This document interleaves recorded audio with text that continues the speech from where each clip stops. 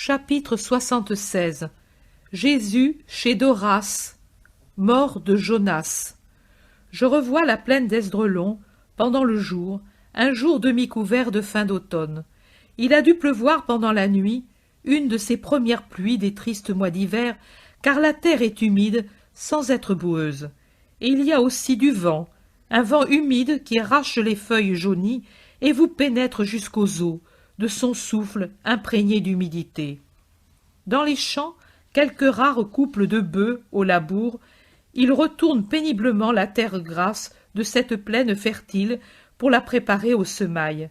Et, un spectacle qui me fait peine à voir en certains endroits, ce sont les hommes eux-mêmes qui font le travail des bœufs, tirant la charrue de toute la force de leurs bras et même de leur poitrine, s'arc-boutant sur le sol déjà remué, s'épuisant comme des esclaves en ce travail pénible, même pour de robustes bouvillons. Jésus aussi regarde et arrête ses yeux sur ce spectacle. Son visage devient triste jusqu'aux larmes. Les disciples, 11, car Judas est encore absent et les bergers ne sont plus là, parlent entre eux. Et Pierre dit « Petite, pauvre et fatigante la barque, mais 100 fois mieux que ce travail de bête de somme. » Puis il demande « Maître, est-ce que ce sera déjà les serviteurs de Doras ?» C'est Simon le Zélote qui répond « Je ne pense pas. Ces champs sont au-delà de ce verger, me semble-t-il, et nous ne les voyons pas encore. » Mais Pierre, toujours curieux, quitte la route et va le long d'un talus entre deux champs. Sur le bord sont assis pour un moment 4 laboureurs, maigres et en sueur. La fatigue les fait haleter. Pierre les interroge. « Vous êtes à Doras ?»« Non, nous appartenons pourtant à un de ses parents. Nous sommes à Giocana. Et toi, qui es-tu ?»« Je suis Simon de Jonas, pêcheur de Galilée, jusqu'à la lune de Ziv. Maintenant, Pierre de Jésus de Nazareth, le Messie de la bonne nouvelle. » Pierre le dit avec le respect et la fierté de quelqu'un qui dirait « J'appartiens au haut et divin César de Rome, et plus encore. » Son honnête visage s'illumine vraiment dans la joie de proclamer son appartenance à Jésus. « Oh, le Messie, où est-il ?» disent les 4 malheureux. Pierre répond « C'est celui-ci, ce grand blond vêtu de rouge foncé, celui qui regarde ici, maintenant, et sourit en m'attendant. » « Oh, si nous allions, il nous chasserait ?»« Vous chassez, pourquoi? C'est l'ami des malheureux, des pauvres, de ceux qu'on opprime, et il me semble que vous êtes vraiment de ceux-là. »« Oh, si nous le sommes, jamais comme ceux de Doras, au moins nous avons du pain à discrétion, et on ne nous fouette que si nous laissons tomber le travail, mais, de sorte que si maintenant le beau monsieur Giocana vous trouvait ici à parler, il nous fouetterait comme il ne fouette pas ses chiens. » Pierre sifflote d'une façon significative, puis il dit « Alors il vaut mieux faire ainsi. » Il met les mains en entonnoir à sa bouche et crie fort « Maître, viens ici. Ce sont des cœurs qui souffrent et qui te désirent. » « Mais que dis-tu, lui, vers nous? Mais nous sommes des ignobles serviteurs. » Les 4 sont effrayés d'une pareille hardiesse. « Mais les coups de fouet ne sont pas agréables, et si ce beau pharisien nous tombe dessus, je ne voudrais pas en avoir une part moi aussi, » dit Pierre en riant et en secouant de sa grosse main le plus effrayé des 4. Jésus, qui est en arrière, arrive à longues enjambées. Les 4 ne savent que faire. Ils voudraient courir à sa rencontre, mais le respect les paralyse. Pauvres êtres que la méchanceté humaine a rendus tout à fait craintifs. Ils tombent à plat ventre sur le sol, adorant en cette position le Messie qui vient à eux. La paix à tous ceux qui me désirent. Qui me désire a le désir du bien, et moi, je l'aime comme un ami. Levez-vous. Qui êtes-vous? Mais les 4 lèvent à peine le visage, et ils restent à genoux et muets. Pierre parle. « Ce sont 4 serviteurs du pharisien Giocana, parent de Doras. Ils voudraient te parler, mais si lui survient, ils seront frappés à coups de bâton, et alors je t'ai dit, viens, debout, garçon, il ne va pas vous manger, ayez confiance, pensez que c'est pour vous un ami. Nous avons entendu parler de toi, Jonas nous disait. Je viens pour lui, je sais qu'il m'a annoncé. Que savez-vous de moi? Que tu es le Messie, qu'il t'a vu tout petit, que les anges ont chanté la paix au bon à ton arrivée, que tu as été persécuté, mais que tu t'es sauvé, et que maintenant tu as cherché tes bergers, et que tu les aimes. C'est là ces dernières choses qu'il disait maintenant. Et nous pensions, s'il est assez bon pour aimer et chercher des bergers, il voudrait sûrement nous faire à nous aussi un peu de bien. Nous avons tant besoin que quelqu'un nous aime. Moi, je vous aime. Vous souffrez beaucoup. Oh, mais ceux de Doras, plus encore. Si Giocana nous trouvait ici à parler. Mais aujourd'hui, il est à Gergesa. Il n'est pas encore revenu des tabernacles. Cependant, ce soir, son intendant nous donnera la nourriture après avoir mesuré le travail. Mais n'importe, nous rattraperons le temps perdu en nous passant de repos pour le repas de la 6e heure. Pierre demande, « Dis, garçon, ne serais-je pas capable de faire avancer ce boulot? Est-ce un travail difficile ?» Difficile, non, mais fatigant. C'est un travail de force. Je l'ai. Montre-moi. Si j'y arrive. Tu parles, et moi je fais le bœuf. Toi, Jean, et puis André et Jacques, regardez la leçon. Nous passons des poissons de l'eau au vers de la terre. Allons. Pierre prend en main la traverse du timon. À chaque charrue, il y a 2 hommes, un de chaque côté du timon. Il regarde et imite tous les mouvements du paysan. Fort comme il est, et reposé, il fait un bon travail, et l'homme le félicite. « Je suis un maître laboureur !» s'exclame content le bon Pierre. « Allons, Jean, viens ici, un bœuf et un bouvillon par charrue. À l'autre, Jacques et ce veau muet qui est mon frère. Allons, ah, hissez !» Et les 2 charrues ainsi équipées s'en vont, retournant la terre et traçant les sillons le long du champ. À l'extrémité, il retourne la charrue et commence un nouveau sillon. Il semble avoir toujours fait ce travail de paysan. « Comme ils sont bons, tes amis, » dit le plus hardi des serviteurs de Giocana. « C'est toi qui les as rendus tels ?» J'ai donné une direction à leur bonté, comme tu fais avec la serpe de l'émondeur. Mais la bonté était en eux. Maintenant, elle s'épanouit, parce qu'il y a quelqu'un pour la soigner. Ils sont humbles aussi, tes amis, de rendre ainsi service à de pauvres serviteurs. Avec moi, il ne peut y avoir que ceux qui aiment l'humilité, la douceur, la continence, l'honnêteté et l'amour, par-dessus tout l'amour, parce que celui qui aime Dieu et le prochain possède par suite toutes les vertus et gagne le ciel. Nous aussi nous pourrons l'avoir, nous qui n'avons le temps ni de prier ni d'aller au temple, pas même de lever la tête au-dessus du sillon? Répondez, y a-t-il en vous de la haine pour qui vous traite si durement? Y a-t-il en vous de la révolte et des reproches à Dieu de vous avoir placé parmi les derniers de la terre? Oh non, maître, c'est notre sort. Mais quand, recrus de fatigue, nous nous jetons sur le grabat, nous disons, eh bien, le Dieu d'Abraham sait que nous n'en pouvons plus, et que nous ne pouvons que lui dire, sois béni, Seigneur. Et nous disons encore, aujourd'hui encore, nous avons vécu sans péché. Tu sais, nous pourrions encore frauder un petit peu, et avec le pain manger un fruit, et verser de l'huile sur les légumes cuits à l'eau. Mais le maître a dit, les serviteurs ont assez avec le pain et les légumes cuits, et, au temps de la moisson, un peu de vinaigre dans l'eau pour étancher la soif et donner des forces. Et nous obéissons. Enfin, ça pourrait être pire. Et moi, je vous dis qu'en vérité, le Dieu d'Abraham sourit à vos cœurs, alors qu'il tourne un visage sévère vers ceux qui l'insultent au temple avec des prières menteuses, alors qu'il n'aime pas leurs semblables. Oh, mais entre eux ils s'aiment, au moins, il semble qu'il en soit ainsi, car ils se témoignent leur respect par des inclinations et des cadeaux.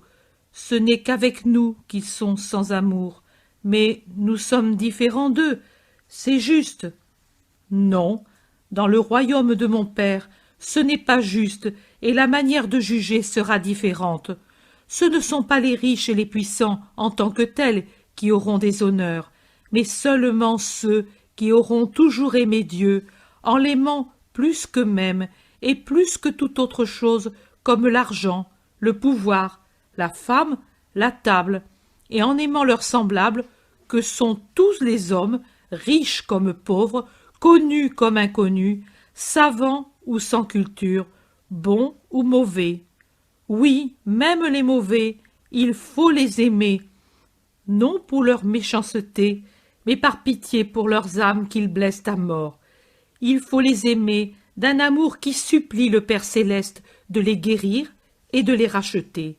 Dans le royaume des cieux seront bienheureux ceux qui auront honoré le Seigneur avec vérité et justice, et témoigné leur amour par le respect envers ceux qui les ont mis au monde, et aussi leurs parents, ceux qui n'auront volé d'aucune façon et en rien, c'est-à-dire ceux qui auront donné et prétendu ce qui est juste, même pour le travail des serviteurs, ceux qui n'auront pas tué la réputation ou la personne, et n'auront pas eu le désir de tuer, même si d'autres sont cruels au point de pousser le cœur au mépris et à la révolte, ceux qui n'auront pas fait de faux serments, faisant tort au prochain ou offensant la vérité, ceux qui n'auront pas commis d'adultère, ni de péché de la chair, quel qu'il soit, ceux qui, doux et résignés, auront toujours accepté leur sort, sans envier les autres. C'est à cela qu'appartient le royaume des cieux, et le mendiant lui-même peut être là-haut un roi bienheureux, pendant que le tétrarque sera, en fait de pouvoir, réduit à moins que rien, à un sort pire que le néant. Il sera une proie pour Mammon s'il a agi contre la loi éternelle du décalogue. Les hommes l'écoutent bouche bée. Près de Jésus se trouvent Barthélemy, Matthieu, Simon, Philippe, Thomas, Jacques et Jude d'Alphée. Les 4 autres continuent leur travail, rouges, en sueur, mais joyeux. Pierre suffit pour maintenir la gaieté. Oh, comme il avait raison, Jonas, de te dire « Saint ». Tout en toi est saint, les paroles, le regard, le sourire. Nous n'avons jamais eu conscience de notre âme comme à présent. Il y a longtemps que vous n'avez vu Jonas, depuis qu'il est malade. Malade? Oui, maître, il n'en peut plus, il se traînait déjà, mais depuis les travaux de l'été et la vendange, il ne tient plus debout, et pourtant, il le fait travailler ce... Oh, tu dis qu'il faut aimer tout le monde, mais il est bien difficile d'aimer une hyène, et d'Horace est pire qu'une hyène. Jonas l'aime. Oui, maître, et je dis que c'est un saint, comme ceux qui par fidélité au Seigneur notre Dieu ont été tués, martyrisés. Tu as bien parlé. Comment t'appelles-tu? Michée, et celui-ci Saul, et cet autre Joël, et ce dernier Isaïe. Je rappellerai vos noms au Père. Et vous dites que Jonas est très malade? Oui, sitôt le travail fini, il se jette sur sa litière, et nous ne le voyons pas.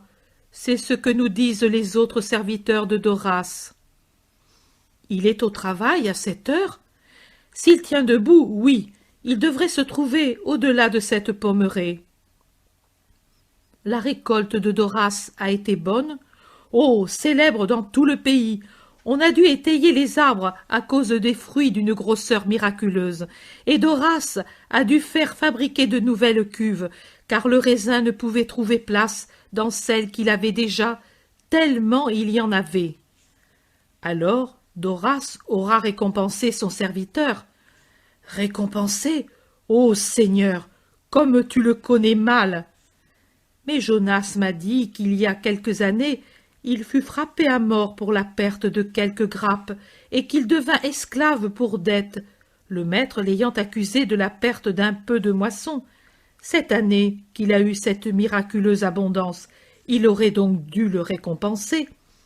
Non, il l'a fouetté avec férocité, l'accusant de n'avoir pas les années précédentes obtenu la même abondance parce qu'il n'avait pas soigné la terre comme il le fallait. Matthieu s'exclame. Mais cet homme est une bête fauve. Non, il n'a pas d'âme, dit Jésus. Je vous laisse, fils, avec ma bénédiction. Avez-vous du pain et de la nourriture pour aujourd'hui?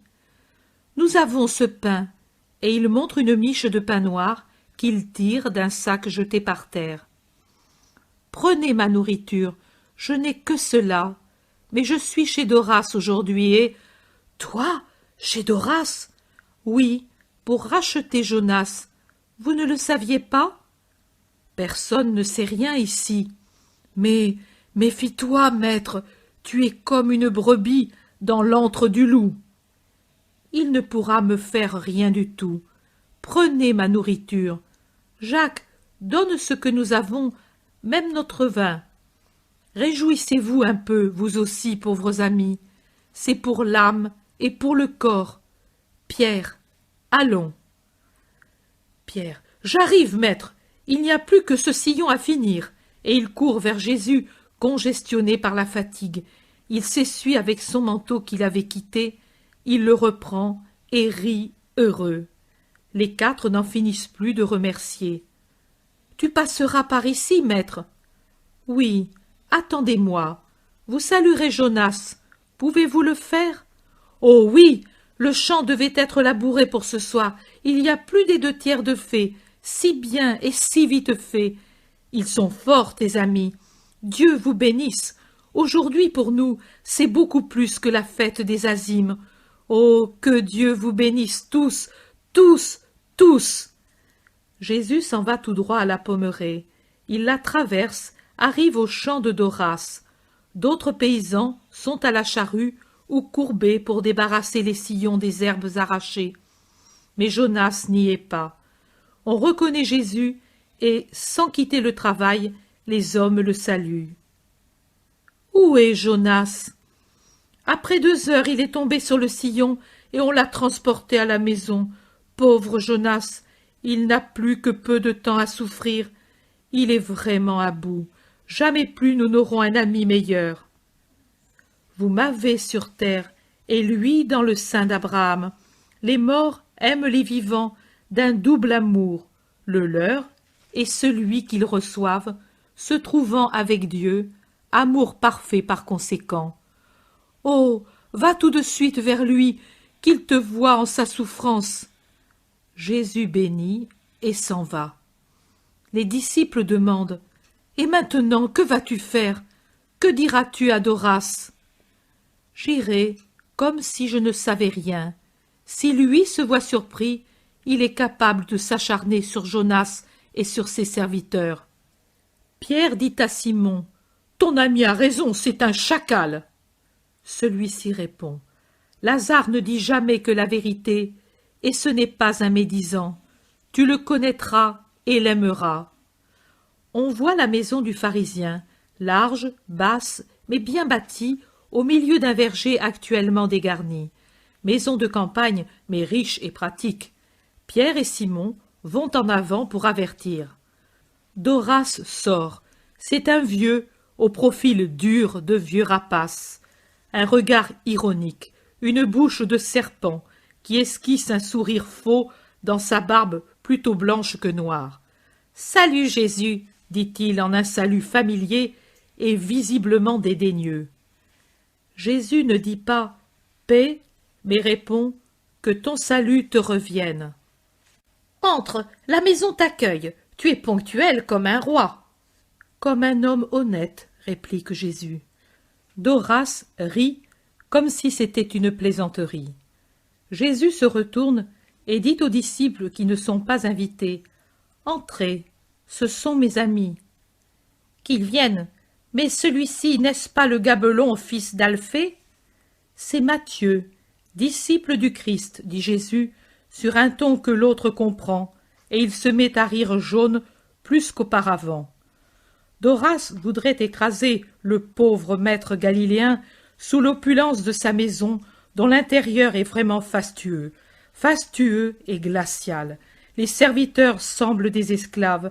Ils vont pencher, s'éclipsant rapidement, redoutant toujours d'être punis. On sent que c'est une maison où règne la froideur et la haine. Mais Jésus ne se laisse pas impressionner par la vue des richesses, ni par l'évocation de la fortune et de la parenté. Et Doras, qui se rend compte de l'indifférence du maître, l'emmène avec lui au jardin fruitier. Il montre les arbres rares et en offre les fruits que des serviteurs apportent sur des plateaux et dans des coupes d'or. Jésus les goûte et loue leur goût exquis. Il y en a qui sont conservés dans un sirop, et il y a des pêches magnifiques, au naturel, et il y a des poires d'une grosseur inaccoutumée. Je suis seule à les avoir dans toute la Palestine, et je crois qu'il n'y en a pas dans toute la péninsule. Je les ai fait venir de Perse et de plus loin encore. La caravane m'a bien coûté un talent. Les tétrarques eux-mêmes n'ont pas ces fruits. Peut-être pas même César. J'en compte les fruits, et j'en veux tous les noyaux. Les poires ne sont consommées qu'à ma table, car je ne veux pas qu'on en prenne un pépin. À Anna, je lui en envoie, mais cuites pour que les pépins soient stériles. Ce sont des arbres de Dieu pourtant, et tous les hommes sont égaux. Égaux? Oh, moi égal à tes Galiléens? L'âme vient de Dieu, et lui les crée égales. Mais moi je suis Doras, le fidèle pharisien. On dirait un dindon qui fait la roue lorsqu'il le dit. Jésus le transperce de ses yeux de saphir qui se font toujours plus étincelants. C'est un signe qui annonce en lui un débordement de pitié ou de sévérité.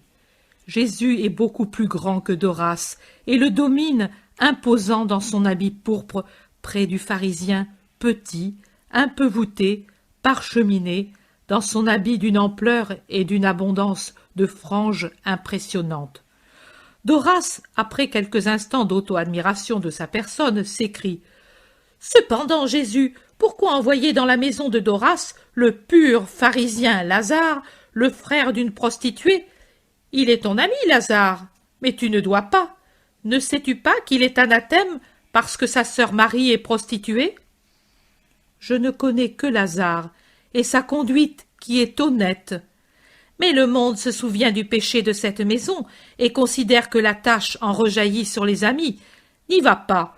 Pourquoi n'es-tu pas pharisien? Si tu veux, je suis puissant. Je te fais accueillir comme tel, bien que tu sois galiléen. J'ai tout pouvoir au Sanhédrin. Anna est en ma main comme ce morceau de mon manteau.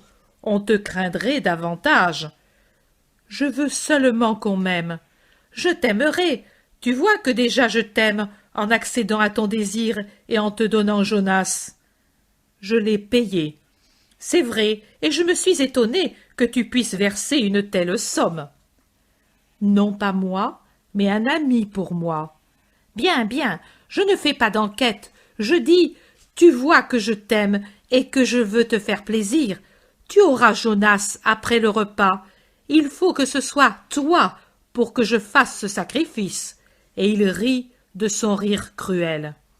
Jésus, les bras croisés, le transperce de son regard de plus en plus sévère. Ils sont encore dans le jardin fruitier, en attendant le repas. Cependant, tu dois me faire plaisir, joie pour joie. Je te donne mon meilleur serviteur. Je me prive pour cela d'un revenu intéressant. Cette année, ta bénédiction, je sais que tu es venu au début des grandes chaleurs, m'a procuré des récoltes qui ont rendu célèbre mon domaine. Maintenant, bénis mes troupeaux et mes champs. L'année prochaine, je ne regretterai pas Jonas, et en attendant, je lui trouverai un bon remplaçant. Viens, bénis, donne-moi la joie d'être célèbre par toute la Palestine et d'avoir des bercailles et des greniers qui regorgent de tout bien. Viens, et il le prend et cherche à l'entraîner, pris par la fièvre de l'or. Mais Jésus résiste. « Où est Jonas ?» demande-t-il sévèrement. « Au labour, il a encore voulu faire ce travail pour son bon maître, mais il viendra avant la fin du repas. En attendant, viens bénir les troupeaux, les champs, les vergers, les vignes, les pressoirs, tout, tout. Oh, quelle fertilité l'année prochaine! Viens donc. »« Où est Jonas ?» demande Jésus d'une voix de tonnerre. « Mais je te l'ai dit, il dirige le labour. C'est le premier serviteur, et il ne travaille pas, il dirige. »« Menteur. »« Menteur, moi? Je le jure sur Yahvé. »« Parjure. Moi, parjure, moi qui suis le plus fidèle parmi les fidèles. Attention à tes paroles. »« Assassin !» Jésus a élevé toujours plus la voix, et la dernière parole est un vrai tonnerre. Les disciples se serrent autour de Jésus. Les serviteurs se montrent craintifs sur les portes. Le visage de Jésus est insoutenable par sa sévérité. Des yeux semblent émaner des rayons phosphorescents. Doras, un instant, est pris de peur. Il se fait plus petit, paquet d'étoffe très fine, devant la personne altière de Jésus vêtu d'un lourd habit de laine rouge sombre. Mais ensuite, l'orgueil le ressaisit, et il crie de sa voix glapissante de renard. « Chez moi, je suis seul à commander. Sors, vil Galiléen. Je sortirai après t'avoir maudit avec tes champs, tes troupeaux, tes vignes pour cette année et celles qui viennent. »« Non, cela non. Oui, c'est vrai, Jonas est malade, mais il est soigné, bien soigné. Retire ta malédiction. »« Où est Jonas? Qu'un serviteur me conduise à lui tout de suite. Je l'ai payé, et puisque pour toi c'est une marchandise, une machine, je le regarde comme tel. Puisque je l'ai payé, je l'exige. » Doras tire un sifflet d'or de son sein et siffle par 3 fois. Une nuée de serviteurs de la maison et des champs débouche de tous côtés, accourt, tellement penchés qu'ils semblent ramper jusqu'à côté du terrible maître. « Amenez Jonas à celui-ci et le lui remettez. Où vas-tu » Jésus ne répond même pas. Il suit les serviteurs qui se sont précipités au-delà du jardin vers les maisons des paysans, les lugubres tanières des pauvres paysans. Ils entrent dans le taudis de Jonas. Celui-ci est devenu un squelette. Il halète, demi-nu, harcelé par la fièvre sur un grabat de roseau sur lequel fait office de matelas un vêtement rapetassé, avec, comme couverture, un manteau en lambeaux. La jeune femme de l'autre fois le soigne comme elle peut. « Jonas, mon ami, je suis venu te chercher. »« Toi, mon Seigneur, je me meurs, mais suis heureux de t'avoir ici. »« Ami fidèle, tu es libre maintenant, et tu ne mourras pas ici. Je te conduis à ma maison. »« Libre? Pourquoi? À ta maison? Ah, oui, tu m'avais promis que je verrais ta mère. » Jésus est tout amour, penché sur le misérable lit du malheureux, et la joie paraît ranimer Jonas. « Pierre, tu es fort, soulève Jonas, et vous, donnez votre manteau, ce lit est trop dur pour qui est dans son état. » Les disciples enlèvent promptement leurs manteaux, ils les plient et les doublent, les étendent, et avec quelques-uns font un oreiller. Pierre dépose sa charge décharnée, et Jésus le couvre de son propre manteau. « Pierre, as-tu de l'argent ?»« Oui, maître, j'ai 40 deniers. »« C'est bien. Allons, courage, Jonas, encore un peu de fatigue, puis une grande paix dans ma maison, près de Marie. »« Marie, oui, ô ta maison !» Dans son épuisement, il pleure, le pauvre Jonas, il ne sait que pleurer. « Adieu, femme, le Seigneur te bénira pour ta miséricorde. » La jeune femme pleure. « Adieu, Seigneur, adieu, Jonas. Priez pour moi. » Quand ils sont sur le seuil, voilà que Doras vient. Jonas a un mouvement de peur et se cache le visage. Mais Jésus lui met une main sur la tête et sort à son côté, plus sévère qu'un juge. Le cortège misérable sort dans la cour rustique, prend l'allée du potager. « Ce lit est à moi. Je t'ai vendu le serviteur, pas le lit. » Sans dire un mot, Jésus jette la bourse à ses pieds. Doras la prend, la vide. « 40 deniers et 5 drachmes, c'est peu. » Jésus dévisage l'avide et répugnant Argousin. C'est une scène indescriptible. Il ne répond rien. « Au moins, dis-moi que tu retires l'anathème. » Jésus le foudroie d'un nouveau regard et d'une brève réplique. « Je te remets au Dieu du Sinaï. » Et très droit se retire à côté de la rustique litière portée précautionneusement par Pierre et André. Doras, voyant que tout est inutile, que la condamnation est certaine, crie « Nous nous reverrons, Jésus. Oh, je t'aurai entre mes ongles, je te ferai une guerre à mort. Emporte donc cette ombre d'homme, il ne m'est plus utile, cela m'épargnera les frais de sépulture. Va, va, Satan maudit, mais je mettrai tout le Sanhédrin contre toi. Satan, Satan !» Jésus fait semblant de ne pas entendre. Les disciples sont consternés. Jésus ne s'occupe que de Jonas. Il cherche les sentiers les moins raboteux, ceux qui sont en meilleur état, jusqu'à ce qu'ils arrivent à un carrefour près des champs de Giocana. Les 4 paysans accourent pour saluer l'ami qui s'en va et Jésus qui les bénit. Mais le chemin est long d'Esdraelon à Nazareth, et ils ne peuvent aller bien vite avec leur charge pitoyable. Le long de la grande route, pas un char, pas un charreton, rien. Ils avancent silencieux. Jonas semble dormir, mais sa main ne quitte pas la main de Jésus. Vers le soir, voilà un char militaire romain qui les rejoint. « Au nom de Dieu, arrêtez !» dit Jésus en levant la main. Les 2 soldats arrêtent. Dessous la capote du char qui est tirée parce qu'il commence à pleuvoir, un gradé bien attifé sort la tête. « Que veux-tu » demande-t-il à Jésus. « J'ai un ami qui se meurt. Je demande une place pour lui sur le char. »« On ne devrait pas, mais monte. Nous ne sommes pas des chiens, non plus, nous autres. » On hisse le brancard. « Ton ami ? Qui es-tu » ? « Le rabbin Jésus de Nazareth. »« Toi ? Oh !»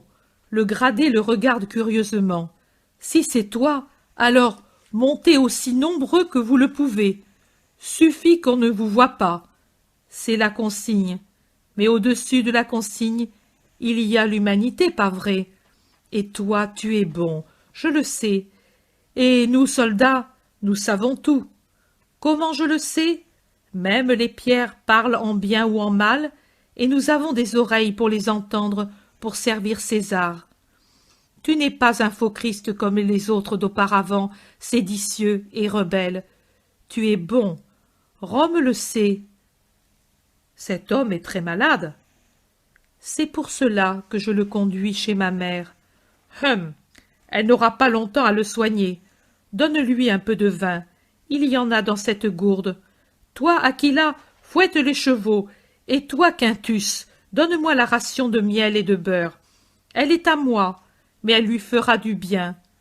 Il tousse beaucoup, et le miel est bon pour la toux. Tu es bon. Non, je suis moins mauvais que beaucoup, et je suis heureux de t'avoir avec moi. Souviens-toi de Publius Quintilianus de la Légion italique. Je suis à Césarée, mais maintenant je vais à Ptolémaïde. Inspection commandée. Tu ne m'es pas ennemi. Moi, ennemi des méchants, jamais des bons. Et je voudrais être bon, moi aussi. Dis-moi, pour nous, hommes d'armes, quelle doctrine prêches-tu ? Il n'y a qu'une doctrine pour tous.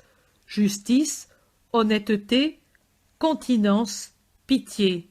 Exercer son métier sans abuser, même dans la dure nécessité du métier des armes, respecter l'humanité et chercher à connaître la vérité, c'est-à-dire Dieu, unique et éternel, car sans cette connaissance, tout acte est privé de grâce et donc de récompense éternelle.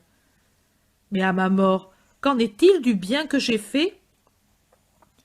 Celui qui vient au Dieu vrai retrouve ce bien dans l'autre vie. Je nais une seconde fois, je deviens tribun ou même empereur? Non, tu deviens semblable à Dieu en t'unissant à son éternelle béatitude dans le ciel. Comment? Dans l'Olympe? Moi? Parmi les dieux? Il n'y a pas plusieurs dieux, il n'y a que le Dieu vrai, celui que je prêche, celui-là qui t'entend et remarque ta bonté et ton désir de connaître le bien. Cela me plaît. Je ne savais pas que Dieu pouvait s'occuper d'un pauvre soldat païen. C'est lui qui t'a créé, Publius. Il t'aime donc et te voudrait avec lui. Et pourquoi pas, mais personne ne nous parle de Dieu, jamais. Je viendrai à Césarée et tu m'entendras. Oh oui, je viendrai t'écouter. Voilà Nazareth, je voudrais te rendre encore service, mais si on me voit... Je descends et te bénis pour ta bonté. Salut, maître. Que le Seigneur se manifeste à vous, soldats. Adieu. Ils descendent, ils reprennent leur marche. D'ici peu tu reposeras, Jonas, dit Jésus pour le réconforter. Jonas sourit. Il est de plus en plus calme à mesure que la soirée avance et qu'il est sûr d'être loin de Doras. Jean et son frère courent en avant prévenir Marie. Quand le petit cortège arrive à Nazareth, presque déserte à la nuit tombante, Marie est déjà sur le seuil, attendant le Fils. « Mère, voici Jonas. Il va se réfugier en ta douceur pour commencer à goûter son paradis. Heureux, Jonas?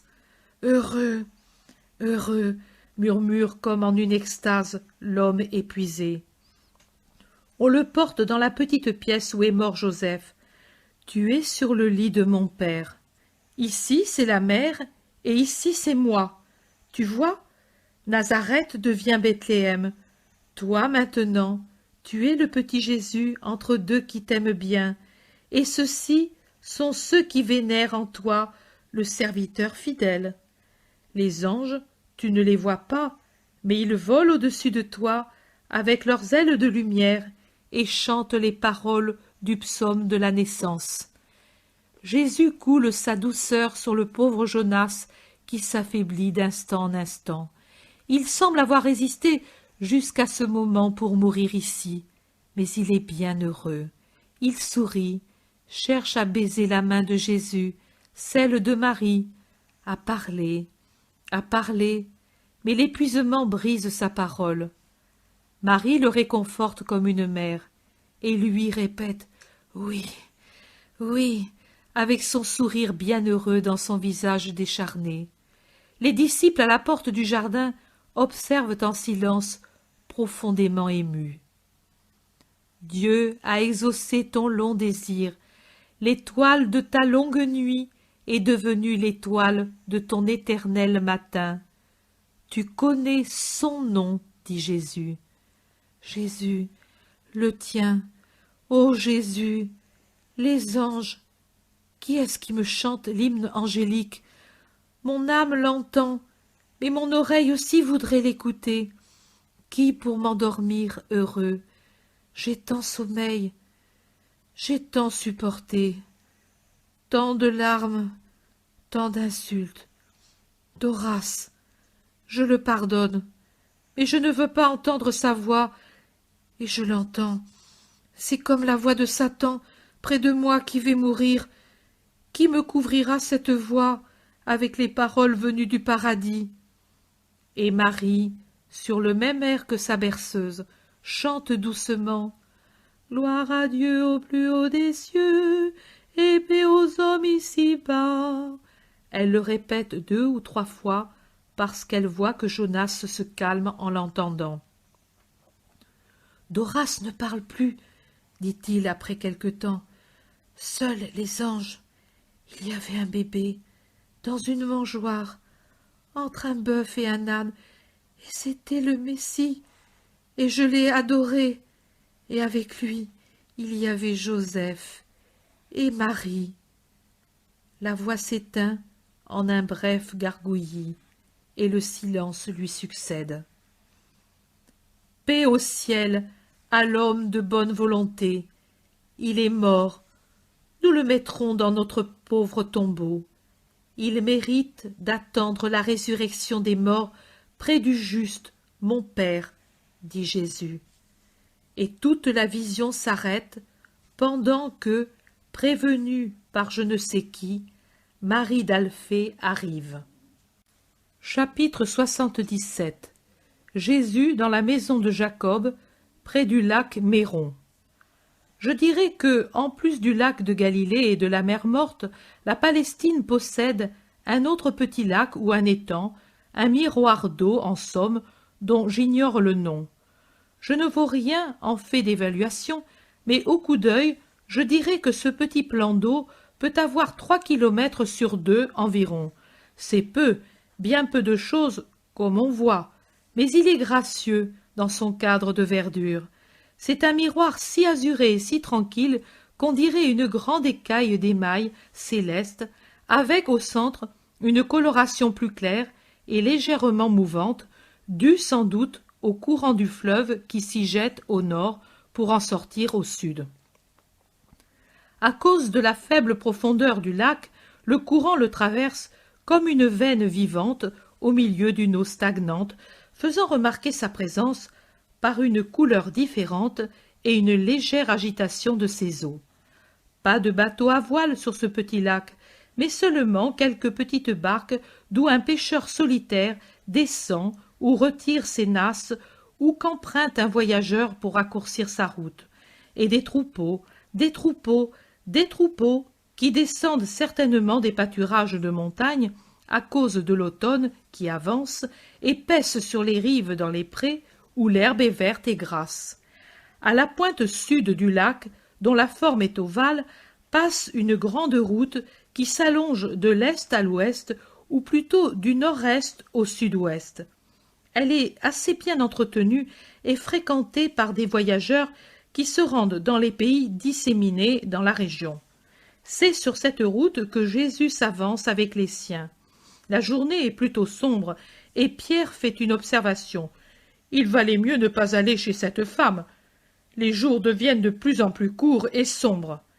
Et Jérusalem est encore loin. Jésus répond. Nous arriverons à temps, et crois-moi, Pierre, il vaut mieux obéir à Dieu en faisant le bien que d'assister à une cérémonie extérieure. Maintenant, cette femme bénit Dieu, avec toutes ses créatures, autour du chef de famille qui est si bien guéri qu'il pourra se trouver à Jérusalem pour les tabernacles, alors qu'il aurait dû à ce moment-là dormir dans un tombeau sous les bandelettes et au milieu des aromates. Ne confondez jamais la foi avec les actes extérieurs. Il ne faut jamais critiquer. Mais comment les pharisiens peuvent-ils t'étonner si toi aussi tu t'illusionnes avec une piété mal comprise, et si tu fermes ton cœur au prochain en disant « Je sers Dieu », cela suffit? Tu as raison, maître, je suis plus ignorant qu'un ânon. Et je te garde avec moi pour te rendre sage. N'aie pas peur. Chouza m'a offert un char presque jusqu'à Jabbok. De là, au gué, il y a peu de chemin. Il a tant insisté, et avec des raisons si justes, que j'ai cédé, bien que je juge que le roi des pauvres doit se servir des moyens des pauvres. Mais la mort de Jonas a imposé un retard, et je dois adapter mes plans à l'imprévu. Les disciples parlent de Jonas en plaignant sa misérable existence et en enviant son heureuse mort. Simon le Zélote murmure « Je n'ai pas pu le rendre heureux et donner au Maître un vrai disciple mûri par un long martyre et une foi inébranlable, et j'en suis peiné. Le monde a tant besoin de créatures fidèles, pleines de foi en Jésus, pour compenser ceux si nombreux qui doutent et douteront. » « N'importe, Simon, répond Jésus, lui est plus heureux maintenant et plus actif, et toi, tu as fait pour lui et pour moi plus que nul n'aurait fait. Pour lui aussi je te remercie. Maintenant il sait qui a été son libérateur, et il te bénit. » Pierre s'exclame. « Alors, il maudit Doras aussi ?» Jésus le regarde et lui demande. « Tu le crois ? Tu es dans l'erreur. Jonas était injuste. Maintenant, c'est un saint. Il n'a haï et maudit personne de son vivant. Il ne hait et ne maudit pas maintenant. Il regarde vers le paradis, dans le lieu où il séjourne, et il jubile, car il sait déjà que bientôt les limbes laisseront sortir ceux qui s'y trouvent. Il ne fait rien d'autre. Et à Doras, ton anathème fonctionnera. En quel sens, Pierre? En l'amenant à réfléchir et à changer, ou bien en le frappant d'un châtiment? Je l'ai livré à la justice de Dieu. Moi, l'amour, je l'ai abandonné. Miséricorde, je ne voudrais pas être à sa place. Moi non plus, ni moi. Personne ne le voudrait, car la justice du parfait, que sera-t-elle donc, disent les disciples. Pour les bons, ce sera l'extase. Pour les satans, ce sera la foudre, amis. En vérité, je vous le dis, être toute la vie esclave, lépreux, mendiant, c'est une félicité royale en comparaison d'une seule heure de punition divine. Il pleut, maître, qu'allons-nous faire? Où aller? En effet, sur le lac qui s'est assombri en reflétant le ciel, maintenant tout couvert de nuages couleur de plomb, tombent et rebondissent les premières gouttes d'une pluie qui menace de devenir plus violente. Dans quelques maisons, nous demanderons abri au nom de Dieu. Pierre dit, « Espérons de trouver quelqu'un qui soit aussi bon que ce Romain. Je ne les croyais pas comme ça. Je les avais toujours évités comme impurs, et je vois que, oui, tout compte fait, ils valent mieux que beaucoup d'entre nous. » Jésus demande, « Les Romains te plaisent ? Et je ne les trouve pas pires que nous. Ce sont des Samaritains, voilà. » Jésus sourit sans rien dire. Ils sont rejoints par une petite femme qui pousse devant elle 8 brebis. Pierre demande, « Femme, sais-tu nous dire où nous pourrons trouver un toit ? » « Je suis la servante d'un homme pauvre et seul, mais si vous voulez venir, je crois que le maître vous recevra avec bonté. » Allons. Ils s'en vont sous l'averse, rapidement au milieu des brebis qui trottent avec leur corps obèse pour fuir la pluie. Ils laissent la grande route pour prendre un chemin qui conduit à une maisonnette basse. Je reconnais la maison du paysan Jacob, ce Jacob de Mathias et Marie, les 2 orphelins de la vision du mois d'août, me semble-t-il. La femme. « Voilà, c'est ici. Courez devant, pendant que je conduis les brebis au bercail. Au-delà du muret, il y a une cour, et par celle-là, on arrive à la maison. Il sera à la cuisine. Ne faites pas attention s'il dit peu de paroles. Il a beaucoup d'ennuis. » La femme va vers un cagibi à droite. Jésus, avec les siens, tourne à gauche. Voilà l'air avec le puits et le four au fond et le pommier par côté. Et voici la porte grande ouverte de la cuisine où brûle un feu de branches et où un homme est en train de réparer un outil de culture endommagé. Paix à cette maison. Je te demande un abri pour la nuit, pour moi et mes compagnons, dit Jésus sur le seuil de la porte. L'homme lève la tête. Entre, dit-il, et que Dieu te rende la paix que tu offres. Mais la paix ici, elle est ennemie de Jacob depuis quelque temps. Entre, entre, entrez tous. Le feu est l'unique chose que je peux vous donner abondamment, parce que... Oh, mais toi, maintenant que tu as enlevé le capuchon... Jésus s'était couvert la tête avec un pan de son manteau en le tenant serré sous la gorge avec la main. « Et je te vois bien. Tu es, oui, tu es le rabbi galiléen, celui qu'on nomme Messie, et qui fait des miracles. Est-ce toi? Dis-le au nom de Dieu. » Je suis Jésus de Nazareth, le Messie. Tu me connais? Je t'ai entendu à la dernière lune, tu parlais à la maison de Jude et Anne. J'étais parmi les vendangeurs, car je suis pauvre. Une série de malheurs, la grêle, les chenilles, des arbres et des brebis malades.